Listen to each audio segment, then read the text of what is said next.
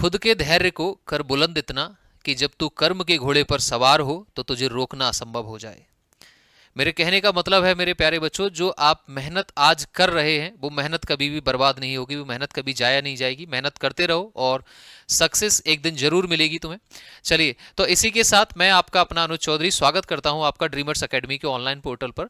मेरे पास बहुत सारी कमेंट्स थी, आप देख भी रहे हैं हर वीडियो पर लगातार कमेंट का मैं रिप्लाई कर रहा हूं, हर एक कमेंट का रिप्लाई कर रहा हूं। और सबसे जो मेरे को कमेंट जो देखने को मिली वो ये थी कि सर मेरे घर के पास में एक न्यू सैनिक स्कूल है और वो मुझसे ये बोल रहे हैं कि हम आपके बच्चे को सैनिक स्कूल का कैरिकुलम प्रोवाइड करवाएंगे अगर आप हमारे यहां पे एडमिशन कराते हैं तो। उसके साथ मेरे कहने का मतलब यह है कि सैनिक स्कूल और न्यू सैनिक स्कूल में डिफरेंस क्या है। What is the difference between सैनिक स्कूल एंड न्यू सैनिक स्कूल। न्यू सैनिक स्कूल में एडमिशन लेना चाहिए या नहीं लेना चाहिए। और थर्ड पॉइंट रहेगा इसमें कि सर न्यू सैनिक स्कूल में जो 40% रूट था एंड जो 60% रूट था उसका मीनिंग क्या है, वो सारी की सारी बातें हम यहां पे डिस्कस करने वाले हैं। डिफरेंस कुछ ऐसा नहीं है कि जिसको बताने के लिए बहुत ज्यादा कॉम्प्लिकेटेड कोई चीज हो जो समझ में ही ना आए। बहुत सिंपल सा डिफरेंस है कि सर अभी प्रेजेंटली बहुत समय से 33 आपके गवर्नमेंट अप्रूव्ड सैनिक स्कूल हैं। अगर आप सैनिक स्कूल सोसाइटी की वेबसाइट पर जाएंगे तो वहां उन्होंने एक ऑप्शन है आवर स्कूल्स का। आवर स्कूल्स में उन्होंने 33 सैनिक स्कूल्स को तो इंक्लूड किया है लेकिन न्यू सैनिक स्कूल्स को नहीं किया है। और गवर्नमेंट का यह कहना है कि आने वाले समय में वो बहुत जल्दी 100 न्यू सैनिक स्कूल को प्रोवाइड करेंगे। और ये न्यू सैनिक स्कूल्स हैं क्या, बहुत अच्छे जो सैनिक स्कूल्स हैं या फिर वो हैं या फिर जो पुराने एनजीओज वगैरह हैं वो न्यू सैनिक स्कूल में कन्वर्ट हो रहे हैं, वो है।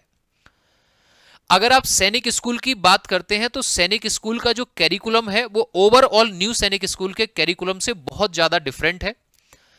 सैनिक स्कूल में शुरुआत से ही बच्चे को जो वहां पर गवर्न करने वाले हैं, जो उनको लीड करने वाले हैं, सैनिक स्कूल के जो प्रिंसिपल हो गए या आपके जो और लोग हैं वहां पर, वो आर्मी के सर्विंग ऑफिसर्स होते हैं।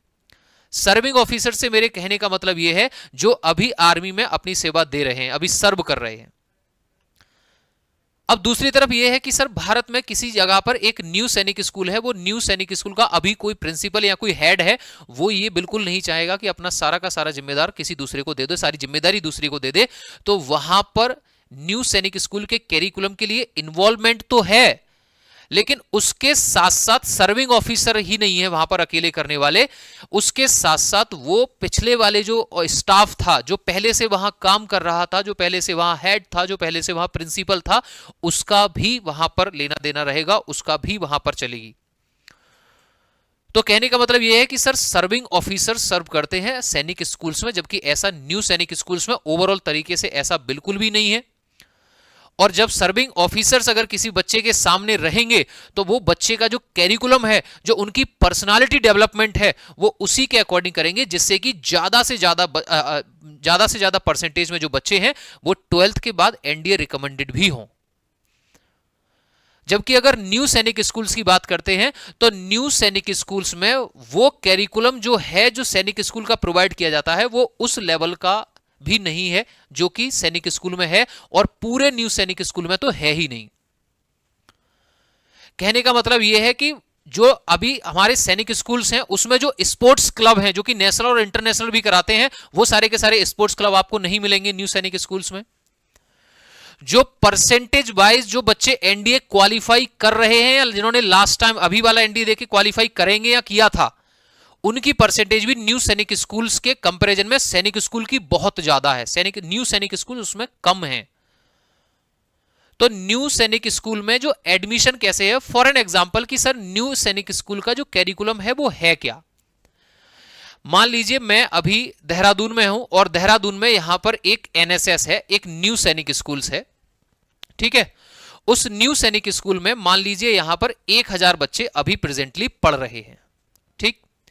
और गवर्नमेंट ऑफ इंडिया ने, या फिर आप कह सकते हैं कि डिफेंस मिनिस्ट्री ने, डीएम को मैं रिप्रेजेंट कर रहा हूं, डिफेंस मिनिस्ट्री से यह हुआ कि इस स्कूल को न्यू सैनिक स्कूल में कन्वर्ट कर दिया और यहां पर इन्होंने 40% प्लस 60% वाला रूट चलाया, तो सर ये 40% और 60% वाला जो रूट है वो है क्या? अगर हम इस रूट से किसी न्यू सैनिक स्कूल में जाते हैं तो क्या वो हमारे लिए अच्छा है या नहीं है?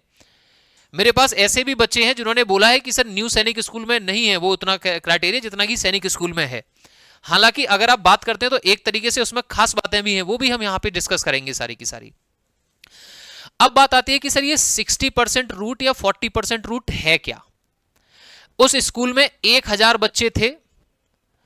आजकल ये बातें भी देखने को आपको सुनने को आ सकती हैं कि कोई स्कूल है जो न्यू सैनिक स्कूल में कन्वर्ट हुआ है, वो पेरेंट्स से ये कह रहा है कि आप अपने बच्चे का एडमिशन यहां करा दीजिए और हम उनको वही कैरिकुलम प्रोवाइड करेंगे जो सैनिक स्कूल का होगा। तो ऐसा बिल्कुल गलत है। उन बच्चों को वो कैरिकुलम न्यू सैनिक स्कूल में बिल्कुल भी प्रोवाइड नहीं होगा जो सैनिक स्कूल का होता है।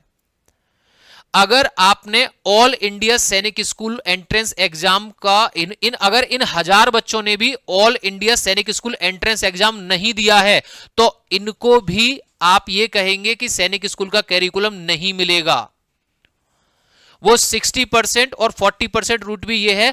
मान लीजिए इस स्कूल में 1000 बच्चे पढ़ते थे और उन 1000 बच्चों में से सिर्फ और सिर्फ 500 बच्चों ने AISSEE का आपने एग्जाम दिया था, ऑल इंडिया सैनिक स्कूल एंट्रेंस एग्जाम।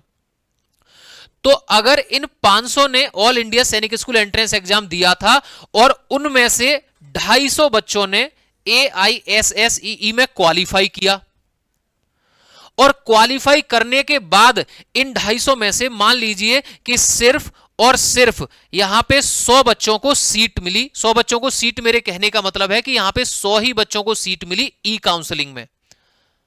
तो सर यहां पर ये जो 500 बच्चे तो जिन्होंने एग्जाम दिया और जिन्होंने 500 बच्चों ने एग्जाम नहीं दिया वो क्या करेंगे? उनको भी सैनिक स्कूल मिलेगा? आजकल ये बातें सुनने में है कि हम आपको सैनिक स्कूल का कैरिकुलम प्रोवाइड करेंगे, ऐसा बिल्कुल भी नहीं है। अगर इस स्कूल में 1000 बच्चे हैं, उनमें से 500 ने सैनिक स्कूल का एग्जाम दिया है और 500 ने नहीं दिया है, तो उन जिन्होंने एग्जाम नहीं दिया है उनको कोई सैनिक स्कूल का कैरिकुलम प्रोवाइड नहीं किया जाएगा। उनकी उस तरीके से पर्सनालिटी डेवलपमेंट, उनका उस तरीके से स्टडीज वगैरह जो एनडीए ओरिएंटेड होती है वो नहीं चलेगी। उनकी नॉर्मल स्टडी चलेगी जो पहले से चलती आ रही थी। इन 500 बच्चों से कोई मतलब नहीं है। यानी कि किसी स्कूल में अगर आप पहले से पढ़ रहे हैं और वो अब न्यू सैनिक स्कूल बन जाता है तो इसका मतलब ये नहीं कि आप न्यू सैनिक स्कूल में पढ़ रहे हैं आपको कैरिकुलम मिलेगा। नहीं, आप जो नॉर्मल स्कूल पढ़ रहे थे, जिस नॉर्मल पढ़ाई के साथ पढ़ रहे थे, वही आपको मिलेगी। हर वो बच्चा जो न्यू सैनिक स्कूल या ओल्ड सैनिक स्कूल में जाएगा उसके लिए ऑल इंडिया सैनिक स्कूल एंट्रेंस एग्जाम देना जरूरी है। अगर कोई भी आपसे ये कहता है कि हमारे स्कूल में हम वही कैरिकुलम प्रोवाइड कर रहे हैं, तो हमारे जो 500 बच्चे हैं जो न्यू सैनिक स्कूल वाला कोई कहता है, तो वो बिल्कुल नहीं है। वो सैनिक स्कूल उनको क्राइटेरिया वो कैरिकुलम प्रोवाइड नहीं होगा।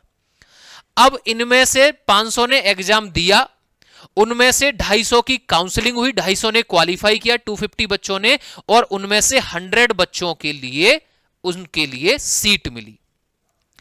अब ये 100 बच्चे चूंकि उसी स्कूल के बच्चे थे, उसी के एलमनी थे, उसी में पढ़ते थे, तो ये 100 बच्चे इनके लिए ना करके इन 40 सीट्स, इन 60% रूट्स के लिए क्वालिफाई करेंगे। मतलब वो 60 और 40% रूट ये है कि जो बच्चे न्यू सैनिक स्कूल में पहले से पढ़ रहे थे, उस स्कूल में टोटल जितनी भी सीट्स होंगी उसका 60% सीट उन बच्चों के लिए रिजर्व करी जाएंगी जो बच्चे उस स्कूल में पहले से पढ़ रहे थे। और 40% रूट क्या है? 40% रूट रहेगा अदर बच्चे के लिए। मान लो न्यू सैनिक स्कूल है देहरादून उत्तराखंड में और आप रहने वाले हैं महाराष्ट्र के, और आपको महाराष्ट्र के हैं, आप होम स्टेट है आपका महाराष्ट्र, आपको सैनिक स्कूल न्यू सैनिक स्कूल उत्तराखंड में आपको एडमिशन लेना है, तो आप इस 40% रूट के साथ में एडमिशन लेंगे। यानी कि अगर उस स्कूल में कितनी सीट हैं, तो न्यू सैनिक स्कूल की 60% सीट रिजर्व रहेंगी अपने खुद के बच्चों के लिए जो उसमें पढ़ रहे हैं। लेकिन उनको भी एग्जाम देना जरूरी है, उनको ई काउंसलिंग देना जरूरी है, उनको भी पास होना जरूरी है। वो भी मेरिट में कट ऑफ में पास होंगे तभी आ सकते हैं, अदरवाइज वो भी नहीं आएंगे। कोई भी बच्चा ऐसा नहीं है वो सैनिक स्कूल का एग्जाम देगा, अगर वो फेल होता है तो वो नॉर्मल स्कूल में ही रहेगा जो उनका पहले से चलती आ रहा था कैरिकुलम। अब उनमें जो 40% के बच्चे कहां से रहेंगे? बाहर से। बाहर वाले बच्चों के लिए ये 40% है।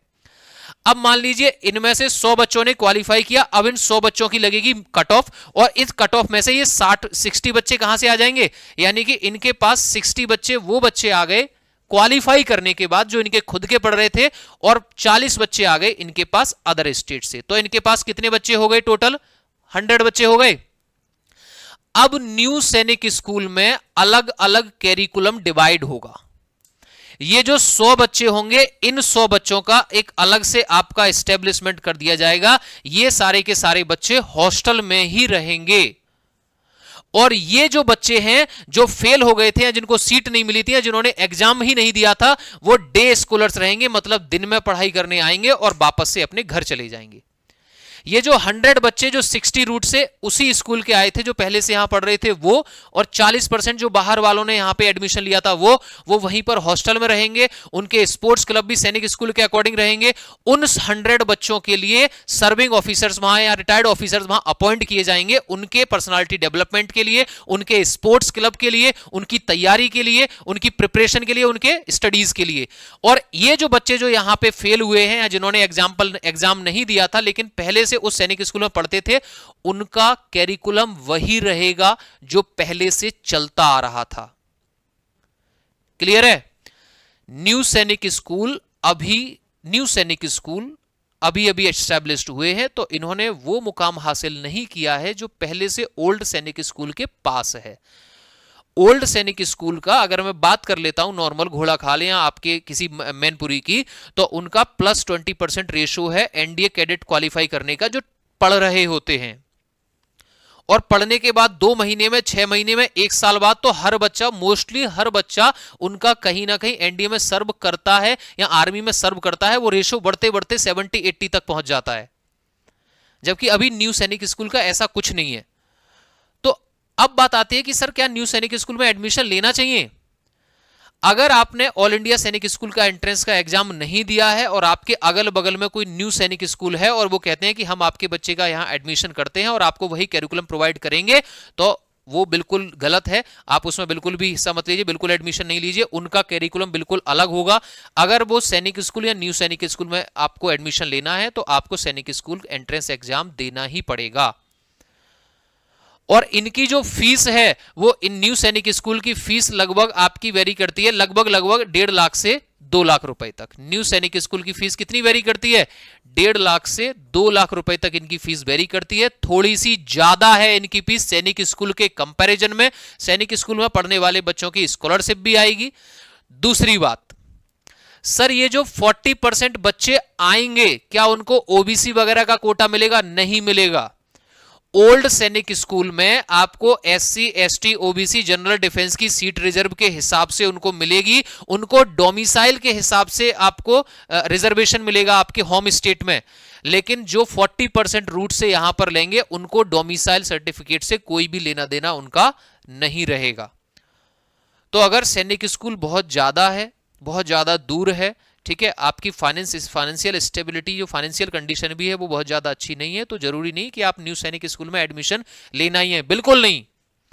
अगर आपके पास बच्चे के पास चांस है, अगर वो इस बार ओल्ड सैनिक स्कूल में 1, 2, 5, 10, 20 नंबर से रह गया है और न्यू सैनिक स्कूल मिल रहा है, तो जरूरी नहीं कि उसको भेजना ही है, उस पर प्रेशर बनाना ही है कि नहीं सर हमें तो भेजना है, न्यू सैनिक स्कूल मिल जाए तब भी कोई दिक्कत नहीं। आप उसको दोबारा से तैयार कराइए, और इस बार सैनिक स्कूल के लिए तैयार मत कराइए, इस बार तैयार कराइए राष्ट्रीय मिलिट्री स्कूल के लिए। और राष्ट्रीय मिलिट्री स्कूल बहुत ही उनका एग्जाम सिंपल होता है एज कंपेयर टू सैनिक स्कूल। आप ये बात जान के बड़े खुश होंगे कि सर आपने जो लाइन बोली है कि राष्ट्रीय मिलिट्री स्कूल का एग्जाम, जो आपका एग्जाम है वो सिंपल कैसे हो गया सैनिक स्कूल से, ये बड़ा सरप्राइज है।